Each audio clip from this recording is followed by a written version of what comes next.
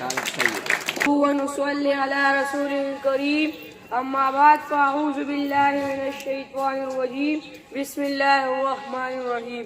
پرواز ہے دونوں کی سی ایک فضا میں، پرواز ہے دونوں کی سی ایک فضا میں، شاہی کا جہاں اور ہے گرگس کا جہاں اور.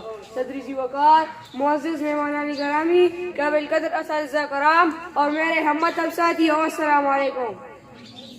صدر جی وقار، آج جس موضوع پر مجھے بات کرنے کا، گفتگو کرنے کا اور فکر کروانے کا، احساس دلوانے کا، توجہ دلوانے کا موقع ملا ہے، اس کا عنوان ہے میری پہچان ہے میرا پاکستان. علی وقار، میری پہچان ہے میرا پاکستان.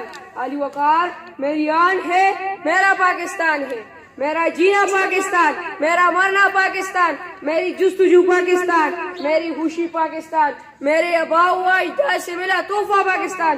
علی وقار، اقبال کا تصور پاکستان، قائد کی جدوجہد پاکستان، لیاقت علی خان، فاطمہ جناح کا پیارا پاکستان. میری پہچان ہے میرا پاکستان ہے. علی وقار، میری پہچان ہے میرا پاکستان ہے. پیارا پیارا وطن ہے پاکستان، آرزوؤں کا دلکش نظارہ ہے پاکستان. اس وطن کے جیالے بہادر جواں، اس ہنسی انجمن کے ہنسی پاسباں، اس ہنسی انجمن کے ہنسی پاسباں، اونچے درختہ پاکستان، ہم سب کی آنکھوں کا تارا ہے پاکستان. پیارا پیارا وطن ہے پاکستان، میری پہچان ہے میرا پاکستان، میری پہچان ہے میرا پاکستان. علی وقار، جی تو چاہتا ہے کہ پاکستان کی ہر خوبصورتی کو کھل کر گلاب کے پھول کی طرح آپ کے سامنے رکھ دوں، لیکن میرے پاس بولنے کے لیے 4 سے 5 منٹ ہے، اور اس 4 سے 5 منٹ میں تو میں لفظ پاکستان کی ایک حرف کو بھی بیان کرنا مشکل ہے، تو پورے پاکستان کو کیسے کروں گا.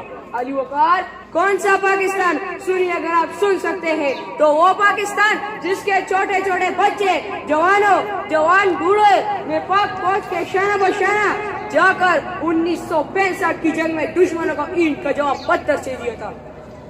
تو جناب صدر، دوبارہ پاکستان کا نام روشن کرنے کے لیے، ملت اسلامیہ اور امت مسلم کے پرچم کو بلند کرنے کے لیے ان کو جگانا ہوگا.